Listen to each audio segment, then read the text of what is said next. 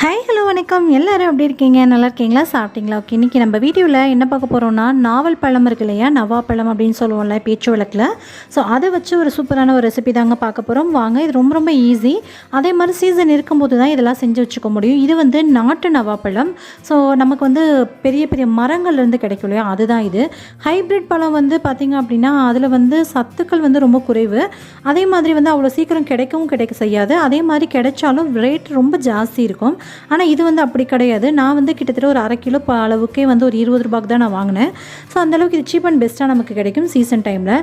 இதை வந்துட்டு கைகள் வச்சே நல்லா நசுக்கி விட்டு நம்ம அதில் உள்ள பல்பெல்லாம் எடுத்துடலாம். பார்த்திங்க அப்படின்னா எடுத்ததுக்கப்புறமும் அதில் கொஞ்சம் அந்த இதெல்லாம் ஒட்டிகிட்ருக்கும். ஒரு 1/4 டம்ளர் அளவுக்கு தண்ணி சேர்த்துட்டு கைகள் வச்சு நல்லா கசக்கி விட்டிங்க அப்படின்னா அந்த இதில் உள்ள பழத்தில் உள்ள எல்லா பல்ப்புமே கிளியராக நமக்கு வந்துடும். வந்ததுக்கப்புறமா அந்த தண்ணி வந்து வேறொரு பாத்திரத்துக்கு தண்ணி வச்சு வடிகட்டி எடுத்துடலாம். இந்த நாவல் பழத்தில் உடம்புக்கு தேவையான அவ்வளோ சக்தியுமே இந்த நாவல் பழத்தில் இருக்குங்க. அதனால் இதை வந்து நீங்கள் எடுத்துக்கிறதுனால ரொம்பவே நல்லதுங்க. ஸோ இதில் உள்ள பல்பெல்லாம் தனியாக எடுத்துகிட்டு இந்த கொட்டையை வந்து தனியாக நீக்கி எடுத்துருங்க. அவ்வளோதான். இந்த கொட்டையை வந்து வேஸ்ட் பண்ணணுன்ற அவசியம் இல்லை. இதனால் நெல்லில் காய வச்சு நம்ம நைஸாக அரைச்சிட்டு இதை வந்து எடுத்துக்கிறதுனால டயபெட்டிஸ் பேஷண்ட்ஸ்லாம் இருக்காங்களே, சுகர் பேஷண்ட்லாம், அவங்களுக்கு வந்து ரொம்ப ரொம்ப நல்லது. இதை நம்ம எடுத்துக்கிறனால சுகர் லெவல் ரொம்ப கண்ட்ரோலுக்கு வரும். இப்போ இதோடைய தண்ணியை தனியாக எடுத்து வச்சிடலாம், அதோடய கொட்டையை தனியாக எடுத்து வச்சிடலாம். அதுக்கப்புறம் இதை வந்து வடிகட்டிட்டு அதில் உள்ள பல்ப்பை மேலே உள்ள பல்ப்பை தனியாக எடுத்துக்கலாம். கீழே உள்ள தண்ணியை நம்ம வேஸ்ட் பண்ண தேவையில்லை. இப்போ நம்ம அதை வச்சு நம்ம செய்ய ஸ்டார்ட் பண்ண போகிறோம். இப்போ பார்த்திங்க அப்படின்னா அந்த பல்ப்பை தனியாக எடுத்துகிட்டு மிக்ஸி ஜாரில் சேர்த்துக்கலாம். இப்போ நம்ம ஏற்கனவே எடுத்து வச்சுருக்கோம்ல பல்ப், அதோட சேர்த்துட்டு இதை வந்து ஒரு மிக்ஸி ஜாரில் சேர்த்து நம்ம அரைச்சி எடுத்துக்க போகிறோம். ஏன்னா பார்த்திங்கன்னா உங்களுக்கு திப்பியாக இருக்கும் இல்லையா, அப்படியே செஞ்சோம் அப்படின்னா சாப்பிடும்போது வாயில் பட்டுகிட்டே இருக்கிறது ஒரு மாதிரி இருக்கும். பிள்ளைங்களாக இருந்தாலும் எடுத்து போட்டுருவாங்க. அதனால் இதை வந்து ஒரு மிக்ஸி ஜாரில் சேர்த்துட்டு நல்லா ஃபைனாக அரைச்சி எடுத்துக்கோங்க. நல்லா நைஸாக, கொஞ்சம் கூட திப்பி இல்லாமல் நைஸாக அரைச்சி எடுத்துகிட்டு வந்துடலாம்.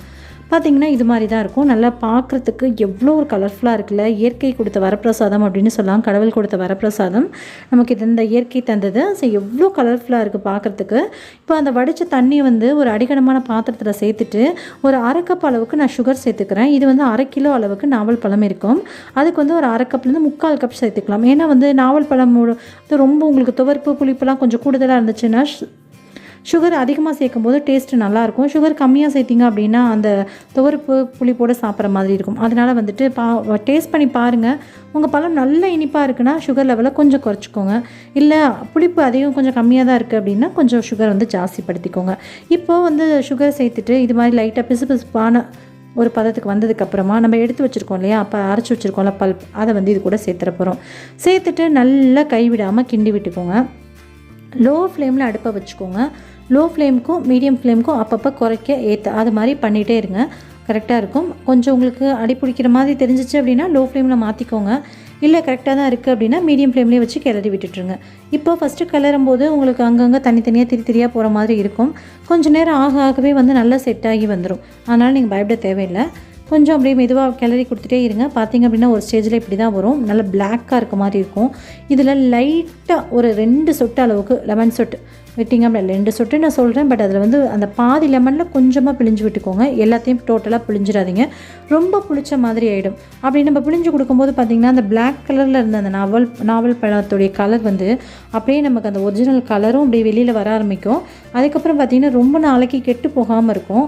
அதே சமயம் இதில் வந்து புளிப்பு, துவர்ப்பு, இனிப்பு அப்படின்னு சொல்லிட்டு எல்லா சுவையுமே கலந்த ஒரு டேஸ்ட்டு அவ்வளோ ஒரு சூப்பராக இருக்கும். அப்படியே அமிர்தம் மாதிரி இருக்குங்க. இது சாப்பிடும்போது ரொம்ப ரொம்ப டேஸ்ட்டு அவ்வளோ நல்லாயிருக்கும்.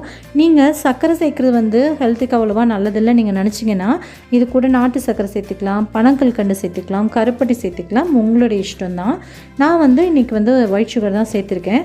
ஸோ பார்த்திங்க அப்படின்னா இதை வந்துட்டு நல்லா கலந்து விட்டு நல்லா வந்து ஸ்டிக்கியாக ஒட்டாமல் அந்த பாத்திரத்துலேருந்து ஒட்டாமல் திரண்டு வெளியில் வந்ததுக்கப்புறமா நமக்கு லைட்டாக கோடு போட்டோன்னா பார்த்திங்கன்னா இங்கே பாருங்களேன், லேசாக கோடு போடும்போது அப்படியே நிற்கிது இல்லை, கொஞ்சம் கூட கலைஞ்சு போகாமல் அந்த ஸ்டேஜில் அடுப்பு ஆஃப் பண்ணிவிட்டு வேறு ஒரு பாத்திரத்தில் மாற்றிட்டு சுற்றிலும் நாவல் பழம் வச்சுருக்கேன்.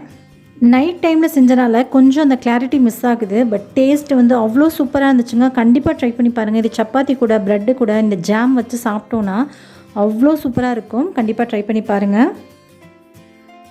இந்த நாவல் பழம் ஜாம் பார்த்திங்க அப்படின்னா செஞ்ச அன்னைக்கு சாப்பிட்றத விட 2 நாள் வச்சு சாப்பிட்றப்போ இதோட டேஸ்ட் அவ்வளோ சூப்பராக இருக்கும். இதுலேருந்து ஒரு நன்னாரி ஸ்மெல் அப்படியே நமக்கு கிடைக்கும். அவ்வளோ சூப்பராக இருக்குங்க. கண்டிப்பாக ட்ரை பண்ணி பார்த்துட்டு எப்படி இருந்துச்சுன்றதை கீழே கமெண்ட் பண்ண மறந்துடாதீங்க. உங்கள் கமெண்ட்ஸ்க்காக நான் வெயிட்டிங். உங்களுக்கு இந்த வீடியோ பிடிச்சா வீடியோக்கு ஒரு லைக் கொடுங்க, மற்றவங்களுக்கும் ஷேர் பண்ணுங்கள். மறக்காம நம்ம சேனலை சப்ஸ்கிரைப் பண்ணிட்டு கூட வர பெல் ஐகானை கிளிக் பண்ணிட்டு ஆல் அப்படின்ற ஆப்ஷனையும் கிளிக் பண்ணிடுங்க. ஸோ தட் நான் போடக்கூடிய வீடியோஸ்லாம் உங்களுக்கு தொடர்ந்து நோட்டிஃபிகேஷன் மூலிமா வந்து சேரும். நீங்களும் மிஸ் பண்ணாமல் பார்க்கலாம். உங்களுக்கு கூடிய சீக்கிரம் இன்னொரு வீடியோவில் மீட் பண்ணுறேன். Bye, thank you, take care.